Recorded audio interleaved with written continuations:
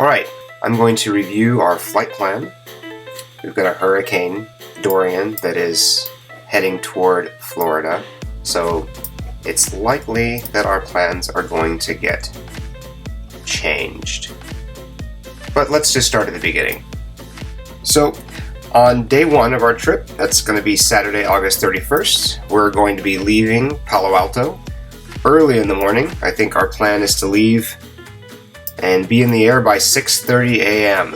It's probable that we'll have a marine layer, so we'll probably have to depart IFR, but the marine layer is usually pretty thin. We'll probably be in IMC for all of 20 seconds.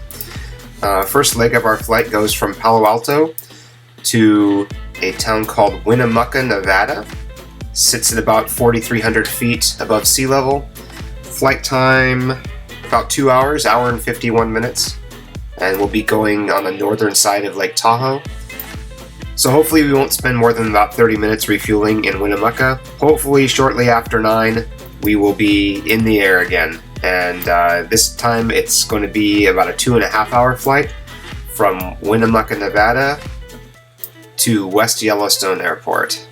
So as far as flight path, Jim has chosen a waypoint out here that's going to keep us clear of this restricted area.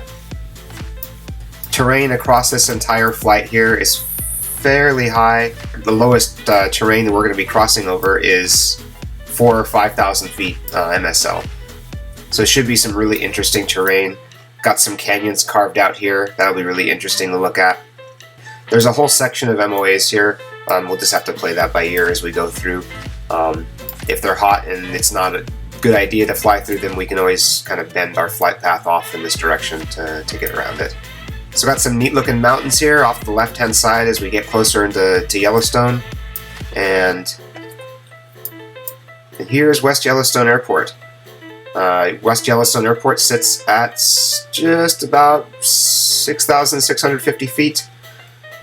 So the plan is to get to West Yellowstone about 12:30 Mountain Time, get some lunch, and head down to the Old Faithful Visitor Center and check it out. Spend a couple of hours there. Proceed around the lower loop here, along the lake, all the way up to the canyon. This is called the Grand Canyon of Yellowstone, and there's a specific point called Artist Point right around here that provides a really nice look down the canyon at the lower falls. By that time, it's probably going to be getting close to sunset, and we'll head back to West Yellowstone. It's about an hour drive from the canyon all the way back to West Yellowstone. The next day, day 2, which is Sunday, September 1st, we plan on going from West Yellowstone all the way to Kansas City. 6 hours and 32 minutes of flight time. Hopefully we'll be in the air by 6:30 Mountain Time, so sunrise isn't until 6:46.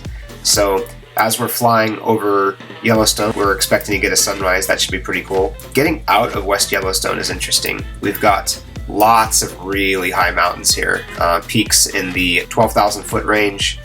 So we've decided to make our exit through Sylvan Pass.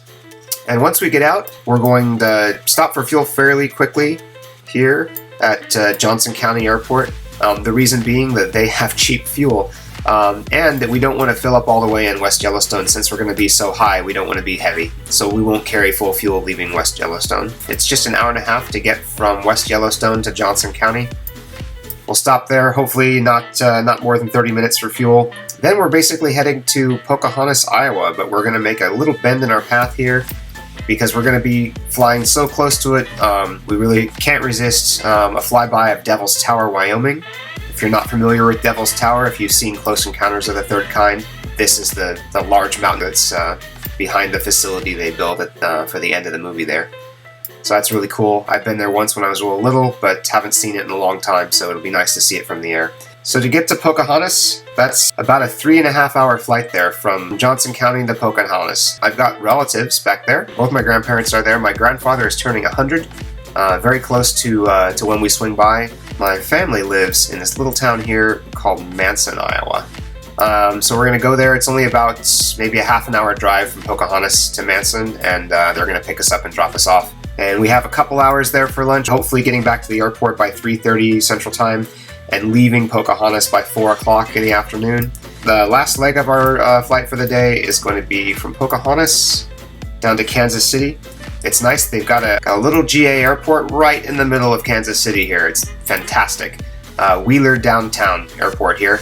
And we're actually staying right in this little quadrant of roads here, so it'll only be maybe a 5 or 10 minutes ride share to get from the airport to our hotel. Short flight, 90 minutes, hopefully getting into Kansas City by 5:30 p.m. Central Time. Plenty of flex time if we run into any weather or any unforeseen issues on the flight out here. Sunset in Kansas City is almost 8 p.m. It's 7:50 p.m. So planned arrival time at 5:30 still gives us 2 hours of sunlight and slop time at the end of our day. Former roommate Brian Foley lives in St. Joseph, which is up here. Here's St. Joseph.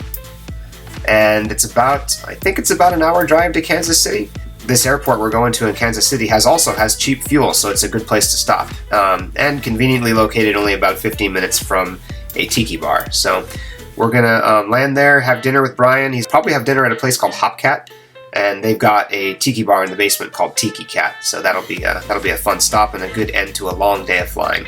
So the next day, day 3, Monday, September 2nd, we are going to be flying from Kansas City to Louisville.